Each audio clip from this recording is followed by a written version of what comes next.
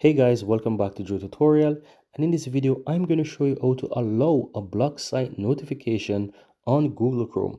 Now here I'm on my Android phone guys. I'm going to click the three dots on the upper right hand side of this Google Chrome browser, then scroll down to where you have site settings. Now you want to open up the notifications guys, and here you'll find all of your block website. So let's say you want to go ahead and allow a website to send you a notification. All you have to do is click that website under the block section, and you'll have the option that allows you to allow this notification. So all you have to do is toggle this on, and you can choose how you want to, let's say, receive or allow that. You can have it as an alert, or you can leave it in silent, or you can even minimize or not minimize those notifications. You can also show it on the lock screen. So if you want to allow it like that, you can put it on show, hide, or even do not show. It's really up to you. But that's it guys. That's how you go ahead and allow notifications from a block site on Google Chrome on your Android or Samsung Galaxy phone.